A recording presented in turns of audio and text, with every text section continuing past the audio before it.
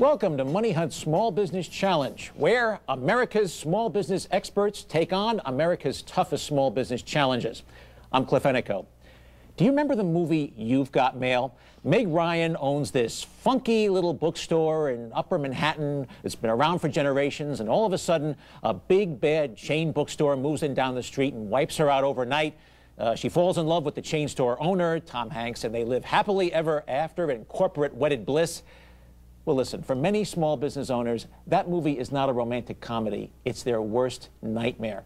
And more often than not, there's no happy ending. With today's Small Business Challenge, here's Robin Schatz of Business Week Frontier. Thanks, Cliff. Alice and Jennifer Bergman own West Side Kids, a cozy neighborhood toy store on the Upper West Side of Manhattan, as it so happens right around the corner from where they shot You've Got Mail. Okay. And they've got a big problem. Boy, they sure do. You visited the store now a little while back, and you got some great videotape. Let's take a look at this. A little competition never scared Alice Bergman, a former school teacher, and her daughter Jennifer. And this is a little bit, you remember how cute? Their little toy store, West Side Kids, on Manhattan's Upper West Side, has survived and prospered over the years, managing to grow 20% annually, even as new toy stores muscled into the neighborhood. West Side Kids' formula of high quality and personal service seemed to work just fine. I've always looked at toys in a variety of ways. One is that I decide whether I would have bought this for my own children, how well made it is. I certainly look at price, and I also look at things that are non-gender specific. Are you from Baltimore? Not originally. Jenny Bergman, who has a master's degree in art history, had always helped out in the store. In 1995, things were getting so busy she joined her mom in the business full-time. By the end of 1998, sales had reached about $1.5 million.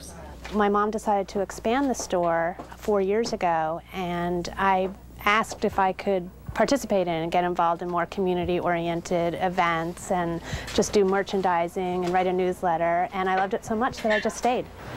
Things were going so well, Jenny and Alice decided to open a second small shop down the street, specializing in children's furniture and accessories. On June 9th, 1999, their opening day, a new competitor also made its debut, landing on nearby Broadway like Godzilla descending on Manhattan. I wasn't so worried about it at the beginning. I thought we would survive because we have had lots of other competitors come in, and we've always been able to manage. In fact, have hardly ever felt them. But when they opened, we immediately saw a decrease in sales. The competitor is a 56-store chain featuring educational and creative toys similar to those at West Side Kids. But this new store is 4 times the size of West Side Kids, with computer workstations, a giant video screen, and lots of room for kids to roam. While some prices are on par with West Side Kids, the competitor has many items on sale at prices 20% below Jenny and Alice's store. The effect on sales was swift and dramatic. The first month that they opened, we were down 28%. And then the next month, I think we were down 25%. The next month, 23%. And I thought, oh, good, this is getting better. But then in October, we were down 33%. The store was very, very quiet. We had bought for the year, according to the year before, so we had a lot of inventory, and I wasn't quite sure how to get my customers back. Alice and Jennifer Bergman are not alone. All over the country, small retailers are battling for survival against giant superstores with deeper pockets and better pricing power. The little guys can seldom compete on price alone. They have to find their own competitive edge and stress what makes them unique and special to their customers. Last fall, Jenny decided to fight back and made a direct appeal to their former customers. Dear customers, we need you back. Many of you have seen the movie You've Got Mail, starring Tom Hanks and Meg Ryan. Ironically, that movie, filmed in our neighborhood, has become our life. We live on the West Side. Alice raised Jennifer and her children were small. Over the past 18 years, you have helped us realize that dream, and we've loved every minute of it. We miss seeing you. Besides offering to match prices, West Side Kids has been stressing its 7-day-a-week delivery, its personal shopping service, and a frequent buyer program that gives 10% discounts. They've computerized customer purchases to improve their marketing and joined a consortium of other independent toy stores called the Good Toy Group. We're putting out a catalog for next year. That's our biggest project.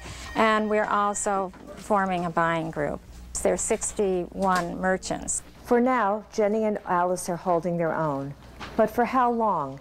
If West Side Kids tries to match prices too aggressively, they could put themselves under in a hurry. But if they stop matching prices, they risk further defections. And if they try to cut corners to become more competitive, they could lose the special touch that won them a loyal following in the first place. This challenge is anything but fun and games. Money Hunt, I need your help. I've got a superstore around the corner. They're cutting my prices and they're going to put me out of business. What do I do?